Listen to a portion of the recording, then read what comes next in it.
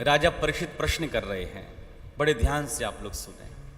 समप्रिय सुहृद ब्रह्मन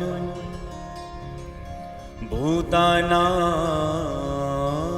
भगवान स्वयं इंद्रस्यार्थे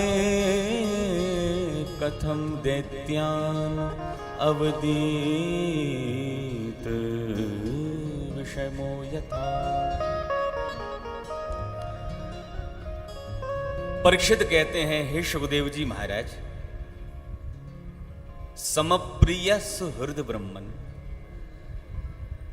भगवान समप्रिय हैं, मतलब समदर्शी हैं। तो भगवान यदि समदर्शी हैं तो भगवान पक्षपात क्यों करते हैं?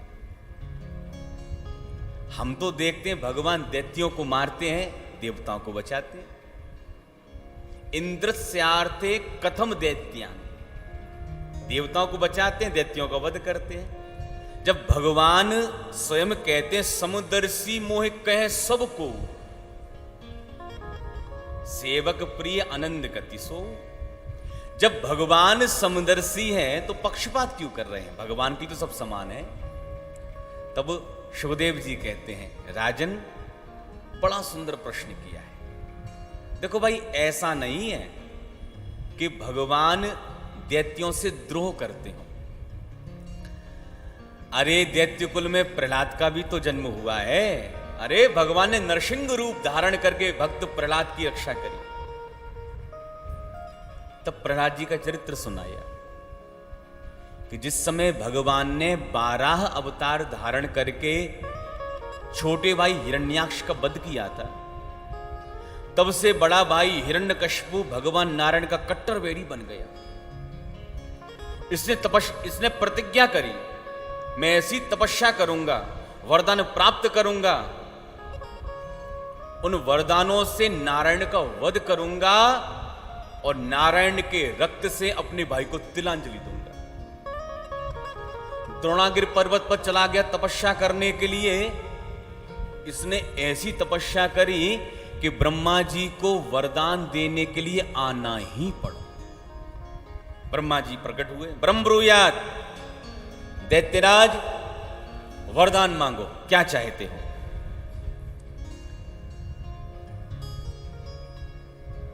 हिरण्यकशिपु कहता है, ब्रह्मा बाबा, यदि आप मेरे से प्रसन्न हो गए हो फिर तो आप मुझे अजर अमर बना दीजिए, मैं किसी से ना मरूं।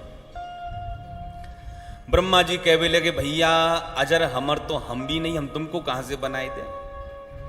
लेकिन तपस्या से प्रसन्न है, वरदान चाहे कितना भी मांग सकते हो। अब तो भैया इसने वरदानों की झड़ी मांग लगा दी।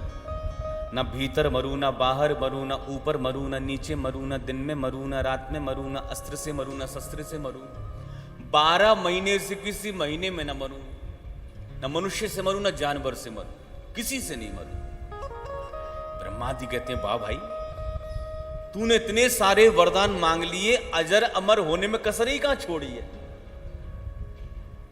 लेकिन ताते में दुर्लभात पुंसा यान व्रणी से वरान मम तथापि वितराभ्यंग वरान यद्यपि दुर्लभान। वरान यद्यपि दुर्लभान, दैत्यराज वरदान दुर्लभ हैं कि किसी को नहीं मिलते, लेकिन तपस्या भी तुम्हारी जैसी आज तक किसी ने नहीं करी। सारे वरदान प्रदान करता हूं। ब्रह्मा जी के वरदान हिरण्यकशिपु को मिले, अपने आप को अजर अमर मानने लग गया, चढ़ाई कर दी स्वर्ग पर, देवताओं को बंदी बनाकर ले आया। लेकिन 4 बेटाएं इसके, राग, अनुराग, सहलाद, प्रहलाद। बच्चे बड़े होने लगे, पढ़ने के लिए विद्यालय में भेज दिया। कौन से विद्यालय में भेजा प्रहलाद जी को पढ़ने के लिए? हिरण्यकशिपु दानव विश्वविद्यालय, जहां के प्रधानाचार्य हैं संडामर्ग जी महाराज। शुक्राचार्य जी के 2 बेटा हैं, संड और अमर। संडामर्ग जी महाराज। अच्छा, आपने देखा होगा जब बच्चा पहली बार कक्षा में जाता है तो उसको अक्षर का बोध कराया जाता है। तो संडामर्ग जी महाराज प्रहलाद से कहते हैं, बेटा प्रहलाद बोलो आ। प्रहलाद जी कहते हैं, गुरुजी आ का मतलब बताओ।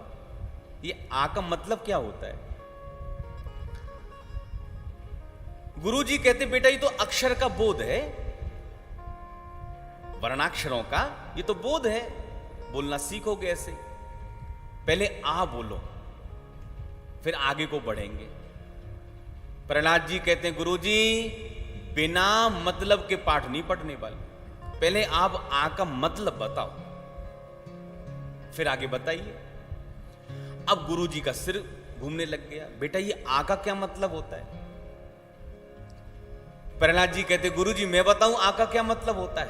हाँ बेटा तू बता।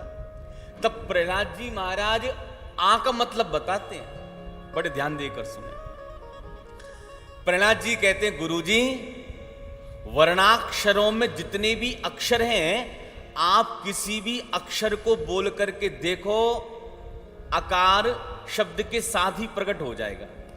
जैसे का, खा, गा, या, पा। वर्णाक्षरों में जितने भी अक्षर हैं, किसी भी अक्षर को बोलकर देखिए, आकार उस अक्षर के साथ ही निकलेगा।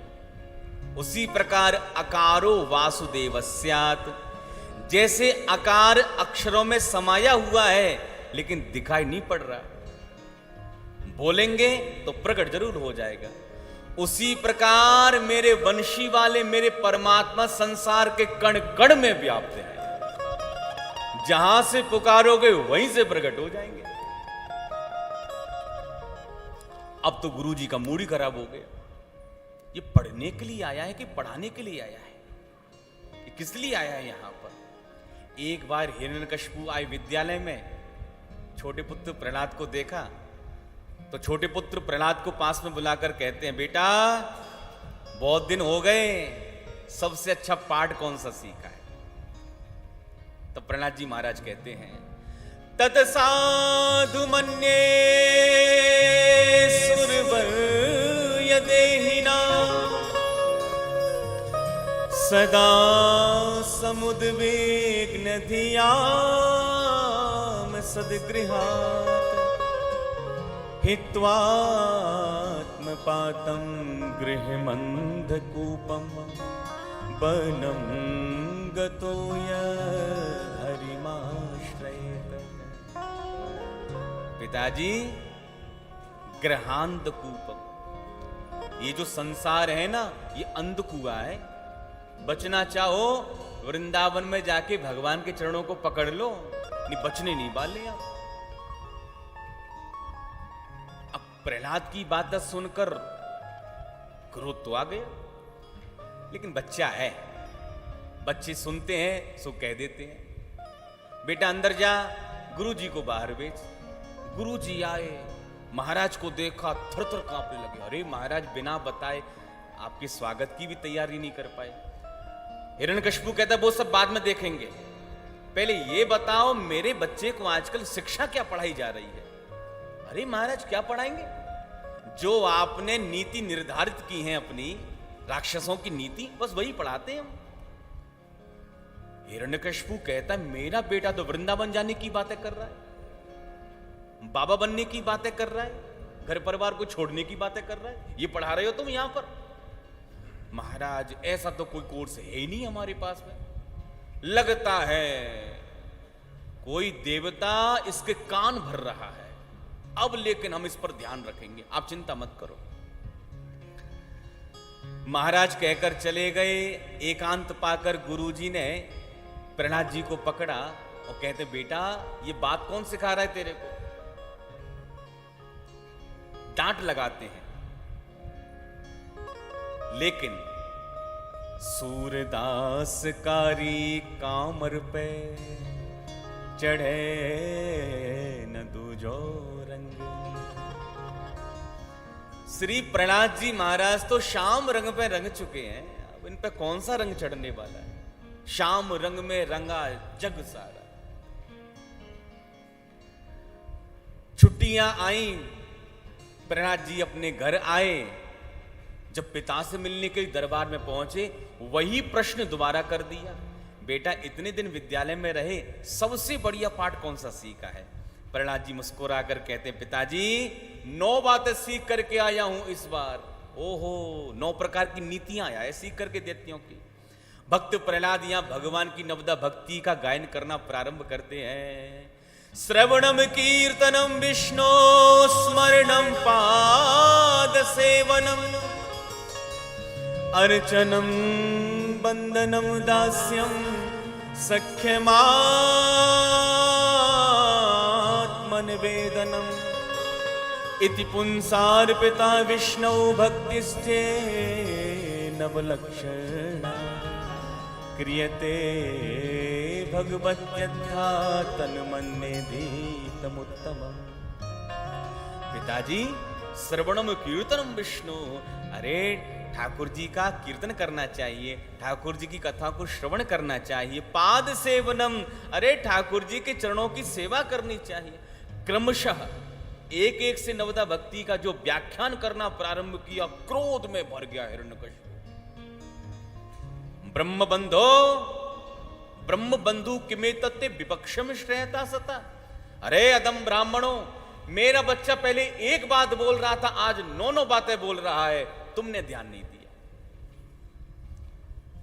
ये कैसे सीख गया ये सब बातें। अब तो संडामर्ग जी के पसीने छूट गए जो तलवार हाथ में देखी। संडामर्ग जी कहते हैं, न मत प्रणीतम न पर प्रणीतम। ना महाराज हमने पढ़ाया, न किसी और ने पढ़ाया, ये पढ़ाया ही आया।